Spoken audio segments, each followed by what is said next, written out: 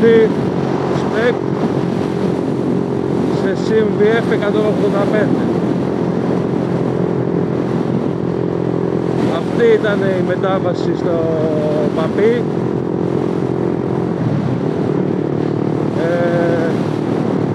Πάμε να σας πω τους λόγους για τους οποίους αποφάσισα να δώσω το Μαλαγκούτη και να πάρω το VF 185.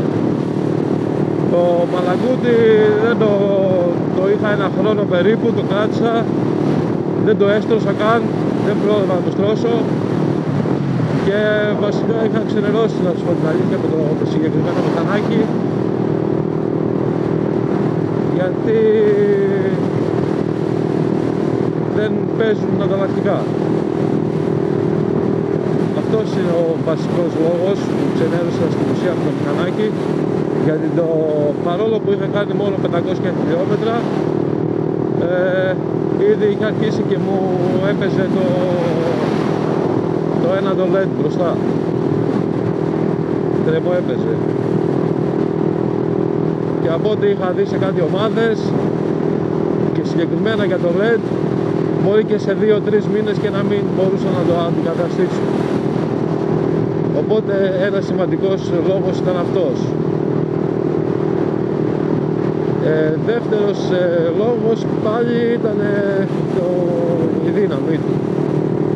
Εντάξει, τώρα 125 είναι, δεν λέω ότι δεν είχε δύναμη, αλλά εντάξει, 125. Τώρα καταλήξαμε να βάλουμε το VF, που βλέπετε κιόλας εδώ, το οποίο το VF το συγκεκριμένο το πήρα μεταχειρισμένο,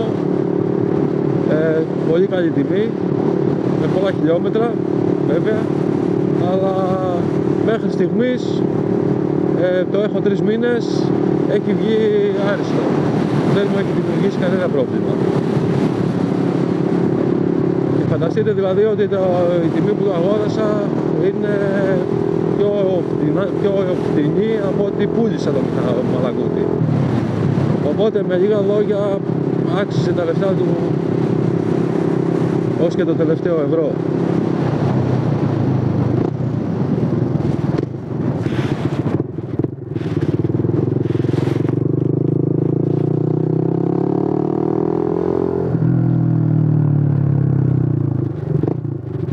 Τώρα εντάξει, το VF είναι άλλο μηχανάκι.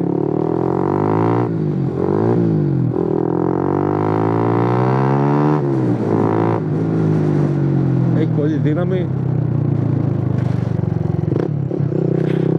Βασικά έχει πολύ γκάζι και προσπερνάς ό,τι να είναι στον δρόμο άνετα.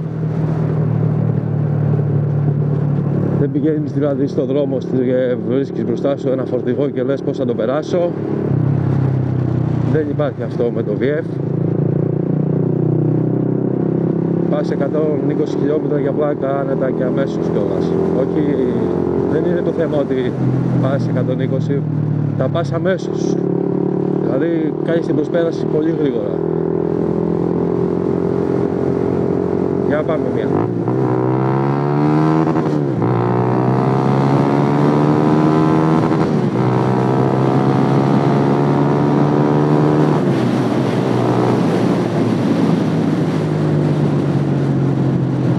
Οπότε ναι, το VF είναι η καλύτερη επιλογή. Θεωρώ για κάποιον που θέλει ένα μηχανάκι φτηνό στην ουσία, για μεταχειρισμένο μιλάω, τώρα και καινούργιο εντάξει 3 χιλιάρικα κάνει, αλλά και μεταχειρισμένα βρίσκεις πολλά με 2 χιλιάρικα, που φανταστείτε εγώ το πήρα πολύ κάτω από 2 χιλιάρικα.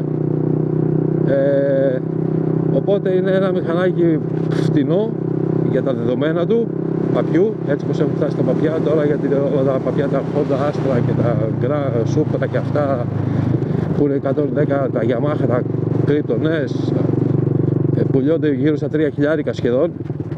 Οπότε εδώ παίρνεις παπί 185 κυβικά με πολύ γκάζι και πολύ καλές επιδόσεις στα ίδια λεφτά.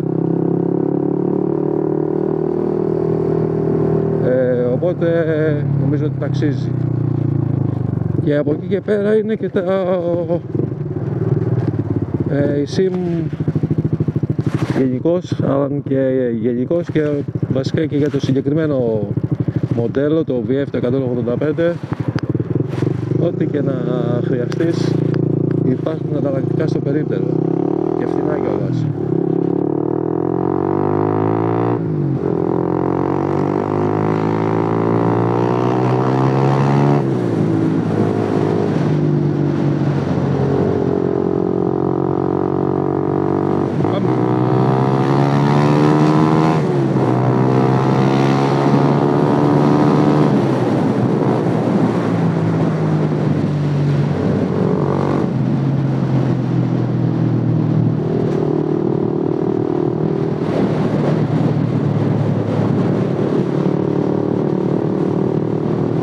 Ναι, η κίνηση από Μαλαγκούτη που έκανα σε VF ήταν η καλύτερη κίνηση που μπορούσα να κάνω σε επαφή.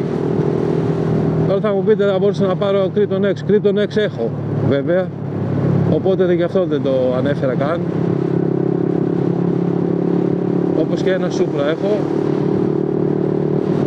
Οπότε επειδή το μηχανάκι το ήθελα για βόλτα και όχι για δουλειά, για βόλτα, θα κάνουμε μια βόλτα, θεωρώ ότι έκανα την καλύτερη επιλογή. Θα μου πείτε ότι θα σας πω ότι ήθελα να μου άρεσε πολύ, όπως μου αρέσει βέβαια, έτσι δεν έχει πάψει να μου αρέσει, και το μπορεί ίσως και πιο πολύ από αυτό, το Honda του GTR, που είναι ένα πολύ όμορφο μηχανάκι, ίσως και το πιο όμορφο, αλλά οι τιμές του είναι απλησίαστες.